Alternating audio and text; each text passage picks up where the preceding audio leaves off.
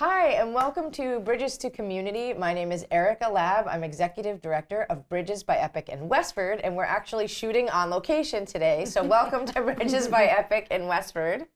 And I'm Sarah Turcotte. I'm the Community Relations Director here at Bridges by Epic. And today I have a great pleasure to introduce to you all Beth Soltzberg.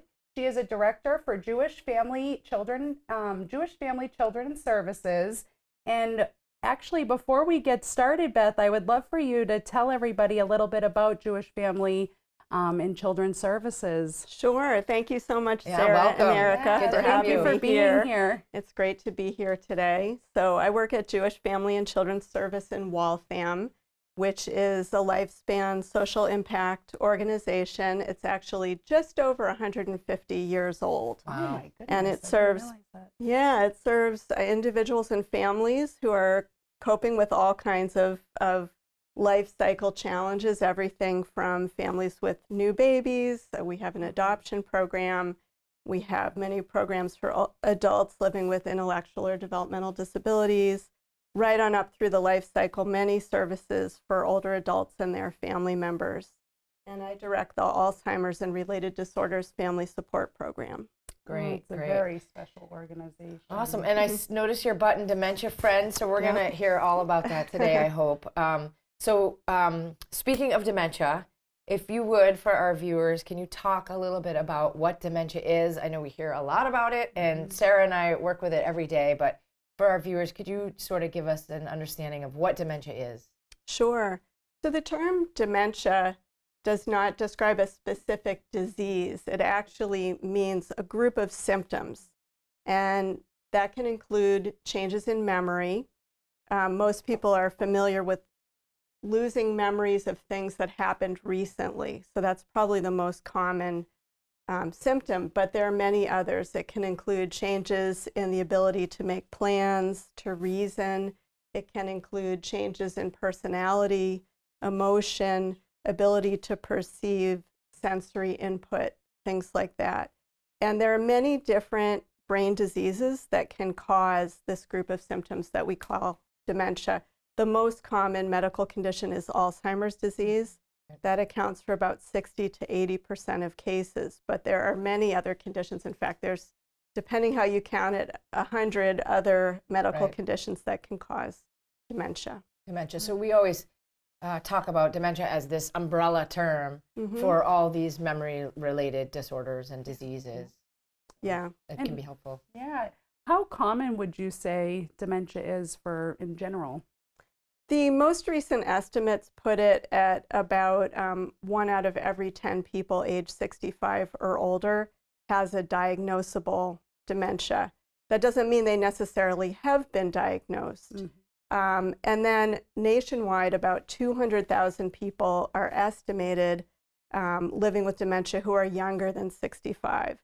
So dementia can begin much younger. It can begin in someone's 30s, 40s, 50s. It's not nearly as common, but it does happen. Right.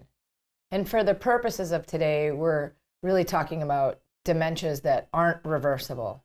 So there are other reasons people lose memory, but that may be reversible. But for today, we're talking more of those long-term diseases or illnesses that the dementia is ongoing for them. Yeah, I think that's a really important point you're raising, Erica, because sometimes a person may be experiencing some changes in their thinking, and they may say to themselves, well, why should I say anything to my doctor? There's no cure right now.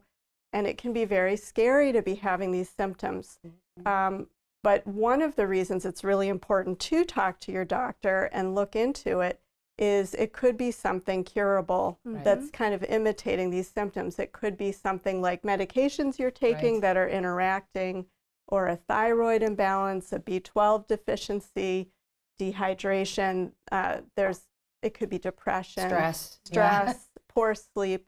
So that would be the first step, would be to rule out those treatable kinds of situations. Okay. Absolutely. Great. And so tell us about Dementia Friendly Massachusetts. Is that a good next question? Yeah, or just, we're talking about being dementia friendly. So I think a good way to get started with would be to explain what is a dementia-friendly community? Because I think we've been hearing a lot more about it. So to explain to everyone just kind of the basics on what a dementia-friendly community is. Absolutely. Well, I'm really excited to be here in Westford, where the community has come together and is working to become a dementia-friendly community. So what does that mean? So it used to be that really the only people who were talking about dementia and focusing on it were healthcare professionals, social service providers, and then of course the people who are living with dementia and their circle of family members and caregivers. And it was really kind of an area of silence outside of that group. So what the dementia-friendly community movement is trying to do is really open up this conversation much more broadly, and to help, for example, businesses understand these are your customers, not only people with the disease, but also family members, to help faith communities understand that these are folks who need to continue as members of your congregation, and they can continue with a little support, to help school children be able to learn things, and that may help them cope with situations unfolding in their own family, as a lot of grandparents, in some cases even parents, may be developing symptoms. And the list goes on. First responders, healthcare providers themselves. We get wider and wider. The web gets wider and wider. It gets wider and wider, and it's amazing to see what different communities are doing. If I can just give you one example, so Topsfield, home of the Topsfield Fair, this fall became the first agricultural fair in the country to become dementia friendly, and they created a special map for families coping with dementia, but it could also be useful for people with other cognitive conditions that would make a fairground really overwhelming. And they worked with some of the food vendors to have a simplified menu, just simple things like that. Amazing. But that's an example of the kind of creative thinking that we see communities start to do, and it really makes their community work better for everybody. Was there a sense of the response? Did you get a sense of how that went over with the families that were able to attend because of that? Did they? Yeah, it's a great question. I haven't actually heard that kind of report specifically, but I would imagine that it meant the world to people. And I will tell you, so I run a memory cafe, and I think we'll talk about that, but that's another example of a kind of program that really opens up a public space for people who have become isolated. And I think when people coping with something very difficult like dementia have the opportunity to feel welcomed again, and to have some accommodations made so that it really works for them, it means the world to people, because we not only need to have our basic needs met, we need a place to connect with others and have fun. Have that sense of community. That sense of being part of the community. Yeah. That's what we talk often with families about, how dementia can you get more and more isolated. And as we age in our culture, sadly, we get more and more isolated. And then you add hearing loss or dementia and all these other things on top of it, and your world gets smaller and smaller. And so part of the reason we do this show even is just to bridge that, if I might be so bold, but to expand, to get that community back, because we know that joy comes from community. Even people that are really shy, sense of purpose. You want to be part of something bigger than yourself. And so it's great to see something like the Topsfield Fair, for people there to see it in a new way, and then maybe even go back to their own communities and start something. And I think it's amazing, to add to what Erica's saying, is that everybody in the community can be involved in it, and it doesn't take that much to simplify things. And I would love to break into, who in the community can be involved in this initiative, or what sectors, so to say, of the community are already involved, and can you touch a little bit on that? Sure. Yeah. So there's no limit really to what sectors can be involved. I think in most municipalities in Massachusetts that are working on a dementia-friendly initiative, I would say most typically you have some members of the town government.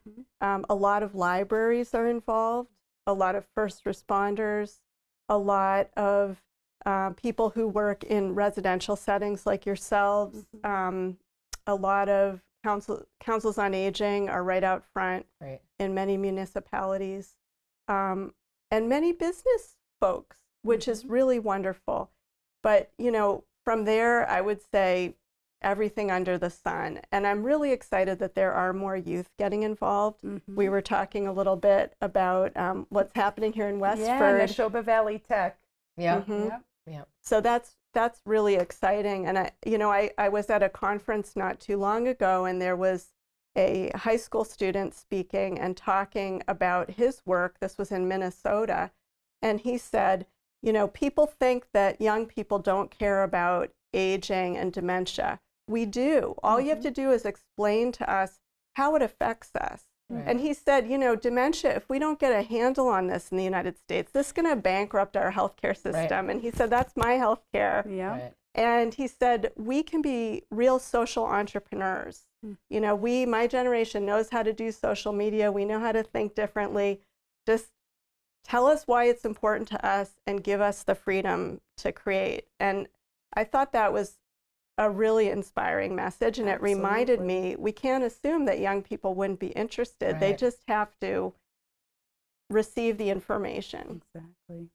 And actually, some of our friends from Neshoba Valley Tech will be here for our Dementia Friends training tonight. Terrific. And before we jump into that, I do have a question here. If businesses and other organizations want to get training or education, what is the best way to go about this and tap into these trainings? Absolutely.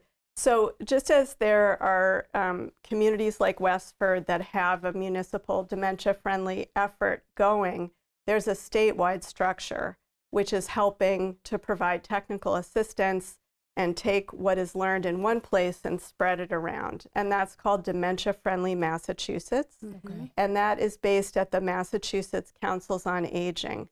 And Patty Sullivan is the project manager. So perhaps her email could be provided through. Yes, we through will the get you that show. email, folks. Yeah. Right here at the bottom. But, you know, I'm one of the circle of people who meet every month and sort of talk about the strategy. And you can contact any one of us. You can contact the Alzheimer's Association chapter of Massachusetts and New Hampshire. Great. There are several organizations that are all working together, Executive Office of Elder Affairs, and also we work very closely like this with the age-friendly movement. Massachusetts is officially now the second age-friendly state in the country. New York beat us out just by a tiny bit, but that's okay. Rivalry will never go away. Right. It's okay. Even in dementia. Yeah. Aging. So there's a lot of great work that's being done, and we really try to bring together dementia-friendly and age-friendly efforts and great. help communities sort of figure out what fits for them. Yeah, it's interesting too when you think of businesses getting the training. Even a business that you think of not as a first responder or, you know, someone that's catering to people that are older or might be dealing with those diseases, they're the children of or the spouses of, or so even just sort of, you know, I think of a local business, a tech company recently came to us and they wanted their staff to come and do some volunteering and be around it. And, you know, so many of those people are touched personally by dementia. And so it's a way to get to those people that maybe aren't seeking out help by just inviting them into your organization to do this training. They might go, oh, gosh, you know, I think of my aunt or my grandmother and boy, maybe I could be helping her in a different way. Yeah.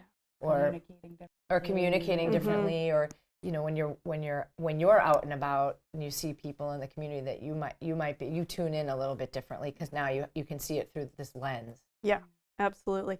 I think families have been carrying this alone, and they've been carrying it in silence. And many people have grown up thinking this is just part of aging, Right. that it's inevitable and there's nothing anyone can do.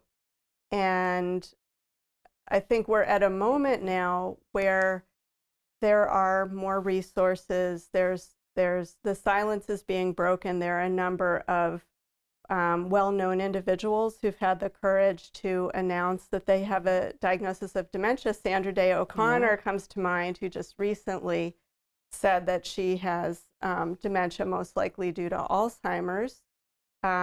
here in Massachusetts, as part of the Dementia Friends Public Awareness Program, we have quotes in our material, and the first quote is from Dr. Charles Ogletree, who is a Harvard Law professor and civil rights leader who announced a few years ago that he's living with Alzheimer's. So I think those are some of the actions that are making a difference, and then what you're doing and all these various efforts around the state are helping families see that they don't have to carry this all by themselves. Exactly. Build a good support group network. Yes. Right. Yeah. So then you have these trainings. Mm-hmm. So can you explain to us what the trainings are and who might be interested in coming and what Sure. happens during these trainings? And maybe what do they learn? What do they benefit Yeah. by going to this training? Sure. Yeah. Well, I'll start by just telling you a little bit about where the Dementia Friends program came from. So again, it was part of this broader dementia-friendly community movement.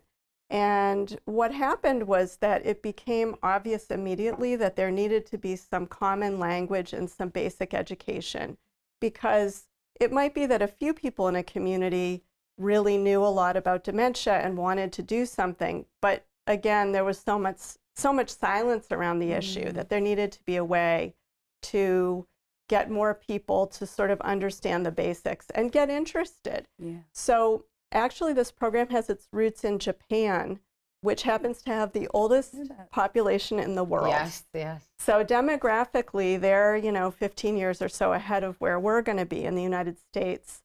And Japan really saw the need to raise the basic level of kind of dementia literacy among its population.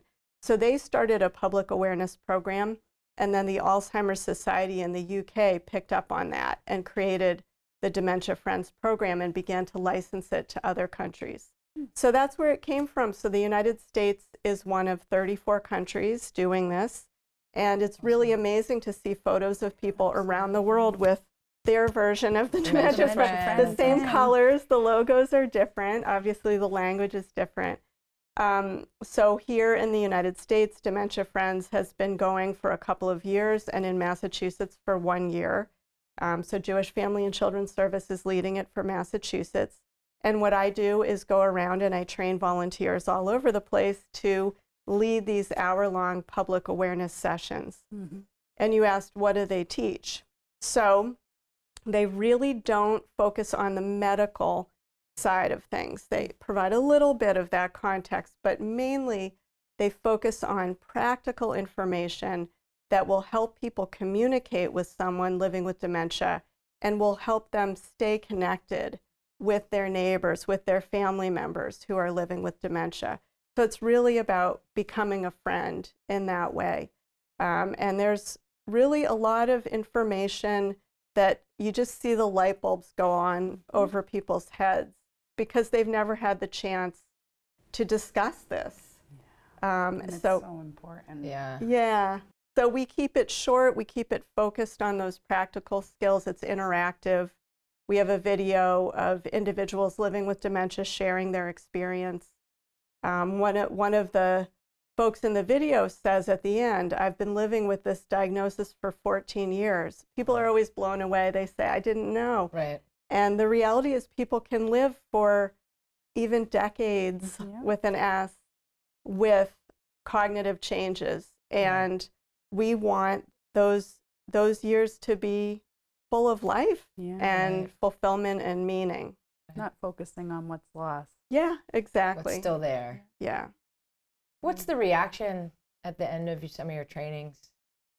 There must be, kind of a variety of people that come to them. Yeah. What are some of the feelings at the end of after taking the training? Like, the feedback that you get from participants? Well, we do have people fill out an evaluation, so I get a chance to read comments as well as to hear from people who come up to me at the end. And it's interesting because whether it's a group of professionals who kind of work in this field or community members, it hits home personally for lots of people in the room. So I hear lots of comments about, I wish I had known this 5 years ago, or this is going to help me now with someone important in my life. Right. I've got to tell my sister about this so we Yeah. can be there for dad more effectively, you know, things like that.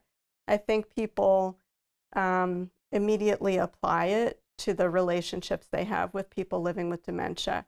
And then there are people who think about ways they can apply it in their work as community members. And anyone can come. Yeah. That's wonderful. Yeah, so we have a website, dementiafriendsma.org, and there's always a list of sessions scheduled there that are being offered by trained volunteers all over the state. So anyone can visit the website and just look for a session at any point.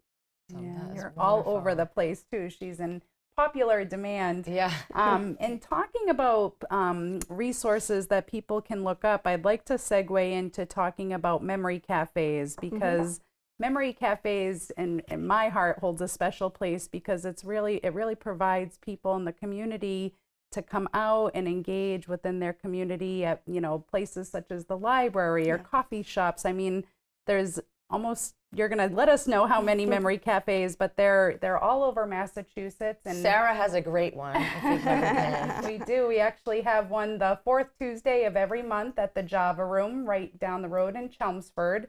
But it is, you know, memory cafes are so important because people can come out. You know, we were talking before about how people isolate, and it's great for people to have these resources to tap into to get back and bring back some normalcy into their life. So can you just explain, because we hear it all the time, what is a memory cafe? How do you find them? who goes? And yeah, Who's what supposed types to of go? cafes are there? Sure. That'd be great. Yeah, I'd love to talk about it.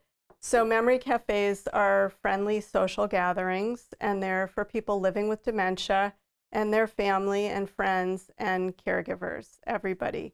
And a few important points there. So no one is asked their diagnosis or if they have one. And anyone who can enjoy being in the group is welcome to come. So it's not as if as someone's dementia progresses that they can't come anymore. It can be for any underlying condition. It doesn't matter what it is. And one of the people I learned about memory cafes from, who's in Santa Fe, she started the first cafe in the United States, and she said the best memory cafes are the ones where you can't tell who has a diagnosis and who doesn't. And I've heard that a lot. We have the cafe I run in Waltham, we have a partnership with Brandeis University. And so we have college students there every month. And I've heard that from a lot of our students. I can't tell, you know? Right. And I say that's good. Yeah. That's because we've created an environment where people are at their best and Exactly. they can just enjoy and be social, and it's nice. Right. It feels good to them to not have to be focusing on what they can't do. So memory cafes are really fun. They're all different. They're all hosted by different organizations. They're in different kinds of settings. The Java Club, you know, they're in restaurants, they're in libraries, they're in senior centers, museums, community centers, lots of different places. I would say the majority of them have some kind of expressive arts component. A lot of them have guest artists come and lead singing or some other kind of creative activity. And that's because those types of things really create a sense of community among the people in the room, and there's no right or wrong answer. Exactly. And you can enjoy them and feel challenged and grow from trying something new, no matter whether you have mild dementia, advanced dementia, or you're a care partner who isn't living with dementia. All those folks can enjoy these kinds of creative activities. So important. Yeah. And I love how you say the care partner, because it's just as beneficial. You don't have to be memory impaired to Absolutely. enjoy and go to these memory cafes. It's a really great offering. Yeah, that's wonderful.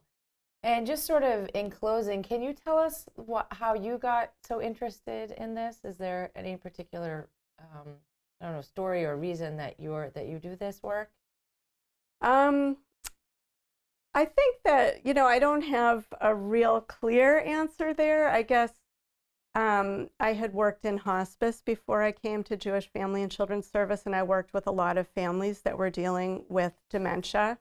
And I think, you know, I had an experience which I've heard similar things from a lot of people who have either been a family caregiver or a professional in this area, which is you start to change your perspective. And one thing I've learned from spending time with people who live with dementia is that the present moment is really valuable. And, sometimes I say to my colleagues, you could pay $1,000 and go on a Zen Buddhist retreat to try to get this awareness. And it actually comes through our work because you kind of have to let go of your plan, your structure. And I'm sure you feel this running a memory cafe as I do. We plan and we have what we think we want to do, and then we kind of let it go and we see what happens, and we focus on the emotions. We focus on the relationship, the connectedness. And we know that what happens in the moment matters. And even if that person isn't going to remember 3 hours later that they were in a specific place and did a specific thing, that feeling stays with them because their emotional life is still intact. Yeah. So I think I got really kind of hooked on the value of this work, and I felt that this is an area where there's so much potential to make a difference just by sharing a little bit of knowledge and setting up these spaces where people can come together and feel welcome. True. Well, we thank you for the work you're doing.